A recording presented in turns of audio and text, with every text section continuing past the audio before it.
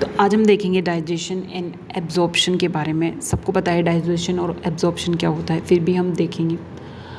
जो डाइजेशन होता है वो बेसिकली क्या होता है, जो हमारे जो कॉम्प्लेक्स फूड सब्सटेंस होते हैं जो भी हम खाते हैं उनको सिंपल और एब्जॉर्बल फॉर्म में हम चेंज कर देते हैं। ऐसी फॉर्म जो कि ब्लड में एब्जॉर्ब हो सके, तो वो जो प्रोसेस है वही डाइजेशन होती है। और इससे जो रिलेटेड सिस्टम है वो डाइजेस्टिव सिस्टम होता है, जिसमें हम एलिमेंट्री किला जो इस सिस्टम से रिलेटेड हम उनसे बना होता है। ये फर्स्ट है एलिमेंट्री कैनाल और सेकंड है एसोसिएटेड ग्लैंड्स। तो डाइजेस्टिव सिस्टम में हम एक एलिमेंट्री कैनाल जिसमें कौन कौन से स्ट्रक्चर आती हैं और जो इनसे एसोसिएटेड ग्लैंड्स हैं उनके बारे में देखेंगे। एलिमेंट्री कैनाल जो होती हैं वो बकल कैविटी से स्टार्ट होती है और एनस तक जाती है, ठीक है। तो जो पूरी ट्यूब है ना, वो उसको हम एलिमेंट्री कैनाल कहते हैं, जिसमें बहुत से पार्ट्स हैं। और ग्लैंड्स में हम देखें तो लीवर हो गया, पेनक्रियाज हो गया, सलाइवरी ग्लैंड्स हो गई, ये सब क्या होती है, उसकी एसोसिएटेड ग्लैंड्स होती हैं। तो हम स्टार्ट करेंगे सबसे पहले हमारे एलिमेंट्री कैनाल के बारे में कि एलिमेंट्री कैनाल में क्या क्या प्रेजेंट होते हैं। इसमें होते हैं oral cavity, mouth, pharynx, oesophagus, stomach, small intestine, large intestine, caecum, rectum, anus, ये सारे मिलके किसका फॉर्मेशन करते हैं, ये करते हैं एलिमेंट्री कैनाल का। और जो एक एक करके हम इसके आगे स्टडी करेंगे, ठीक है। तो जो एलिमेंट्री कैनाल को हम स्टार्ट करते हैं, एलिमेंट्री कैनाल का जो इंटीरियर ओपनिंग होती है उसको हम कहते हैं माउथ, और जो एलिमेंट्री कैनाल होती है उसकी जो पोस्टीरियर ओपनिंग होती है उसको कहते हैं एनस। तो माउथ से लेके एनस तक के जो जितना ये जो ट्यूब लाइक स्ट्रक्चर है उसको हम कहेंगे एलिमेंट्री कैनाल। तो सबसे पहले हम माउथ में क्या प्रेजेंट होता है, या तो टीथ प्रेजेंट होते हैं या फिर क्या प्रेजेंट होते हैं, टंग। जो टीथ होते हैं वो बोन होती है और जो टंग होती है वो मस्कुलर यानी मस्कुलर टिश्यू की बनी होती है।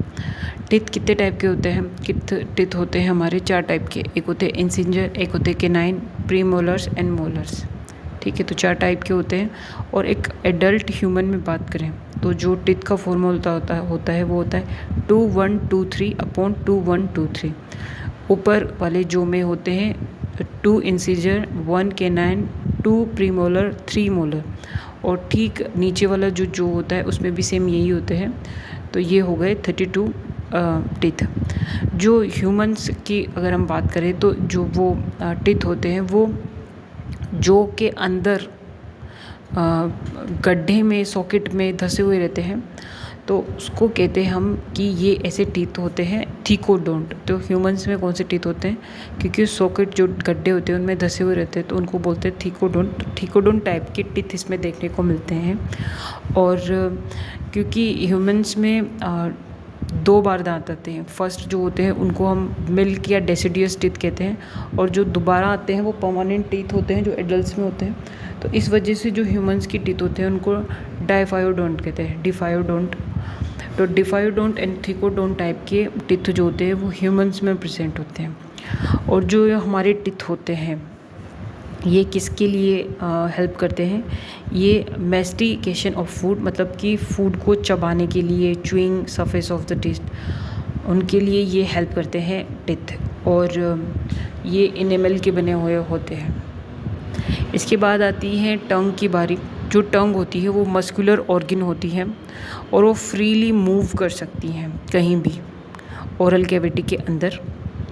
और ये जो ओरल कैविटी से जुड़ी हुई रहती है, पीछे से अटैच्ड होती हैं, वो फ्रेनुलम से अटैच्ड होती हैं। और जो टंग की जो अपर सरफेस होती है उस पर बहुत से स्मॉल प्रोजेक्शंस होते हैं जिनको हम पेपिले कहते हैं, इन स्मॉल प्रोजेक्शन को। और ये जो पेपिले होते हैं इनमें टेस्ट बर्ड्स होते हैं, some of which bears taste buds. सारे पेपिले में टेस्ट बर्ड नहीं होते, कुछ पेपिले में टेस्ट बर्ड्स होते हैं, ठीक है। इसके बाद हम देखेंगे इसके माउथ से नीचे आते हैं तो थोड़ा सा तो आती हैं फेरिंग्स। फेरिंग्स क्या होती हैं, फेरिंग्स जो होती है ये कॉमन पैसेज होती है फूड के लिए भी और एयर के लिए भी। जो फेरिंग्स आगे किस में ओपन होती हैं, ये ओपन होती हैं ईसोफेगस में। ईसोफेगस में भी ओपन हो सकती है और ट्रेकिया में भी ओपन हो सकती है। लेकिन इनके ऊपर एक कार्टिलेजिनस फ्लैप प्रेजेंट होता है, दैट इज़ एपिग्लोटिस। एपिग्लोटिस क्या करता है, prevents the entry of food into the glottis.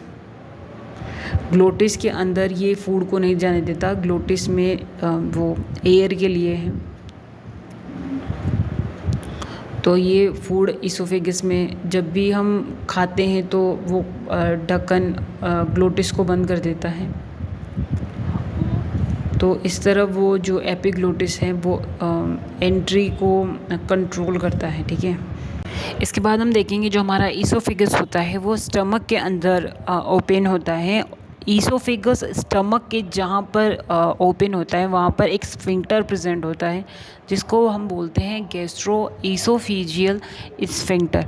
ये स्फिंक्टर क्या करता है कि जो स्टमक का फूड होता है वापस वो ईसोफेगस में ना चला जाए, उसके रेगुलेट करने का ये काम करता है।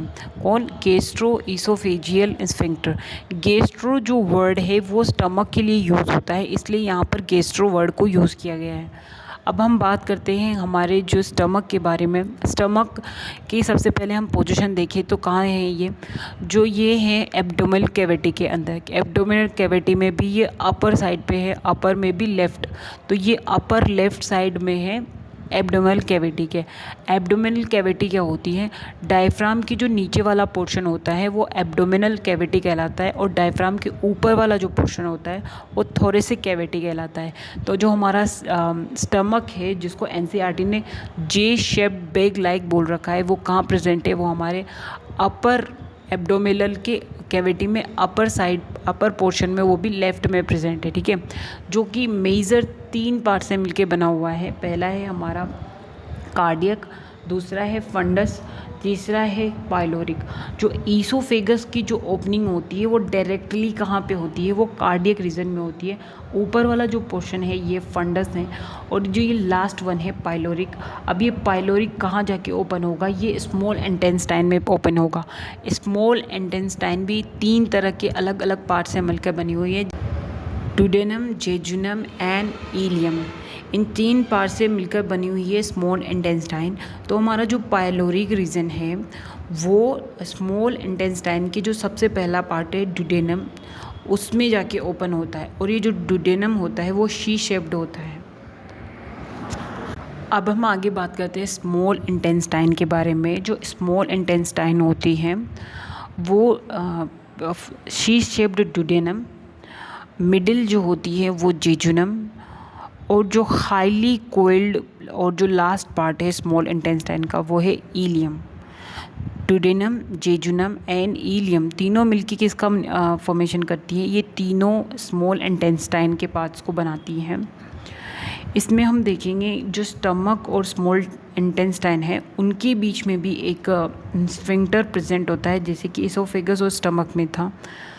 तो स्टमक और इंटेस्टाइन, स्मॉल इंटेस्टाइन में भी डुडेनम, इन दोनों के बीच में एक स्फिंक्टर प्रेजेंट होता है, उसको कहते हैं पाइलोरिक स्फिंक्टर। पाइलोरिक स्फिंक्टर इसको इसलिए कहते हैं क्योंकि ये स्टमक के जो पाइलोरिक रीजन की ओपनिंग है ये, ठीक है। और जो हमारा इसके बाद ड्यूडेनम के बाद जेजुनम, जेजुनम के बाद इलियम। इलियम जो है ये कहाँ ओपन होता है, ये ओपन होता है लार्ज इंटेस्टाइन में। जो लार्ज इंटेस्टाइन होती है वो फिर आगे सीकम, कोलोन एंड रेक्टम में बटी हुई होती है। तो सबसे पहले बात करते हैं हम सीकम के बारे में।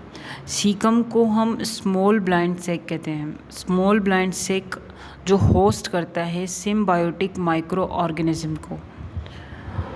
जो सीकम होता है उसमें पाए जाते हैं सिम्बायोटिक माइक्रो ऑर्गेनिज्म जो हेल्प करते हैं डाइजेशन में, इनकी प्रोसेस में, एब्जॉर्प्शन की प्रोसेस में। सीकम से एक स्ट्रक्चर अराइज होती है, एक उसको कहते हैं vermiform appendix. Vermiform appendix arise from where, caecum. Caecum से अराइज होती है वर्मीफॉर्म अपेंडिक्स। और वर्मीफॉर्म अपेंडिक्स एक तरह का वेस्टिजियल ऑर्गन है, अवशेषी अंग है, ये कुछ काम नहीं करता, बस ऐसे ही है, इसलिए इसको वेस्टिजियल ऑर्गन कहते हैं। और सीकम पे बहुत से micro organism, symbiotic micro organism present होते हैं। इसके बाद जो सीकम है वो कहाँ ओपन होता है, वो अगले पार्ट में, सेकेंड नंबर कोलोन में ओपन होता है। और कोलोन में जब हम कोलोन की बात करें तो ये 3 तरह का होता है, या तो असेंडिंग या ट्रांसवर्स और या तो डिसेंडिंग पार्ट। तो 3 तरह के पार्ट है कोलोन के, असेंडिंग ऊपर चढ़ता हुआ, ये सीधा जाता हुआ ट्रांसवर्स, और नीचे उतरता हुआ डिसेंडिंग, ठीक है। इन तीनों को मिलके क्या बोलेंगे, कोलोन। और ये कोलोन आगे जाके किस में ओपन होता है, ये हमारे open into the rectum which opens out through the anus. और रेक्टम आगे किस में खुलता है, वो खुलता है एनस के अंदर।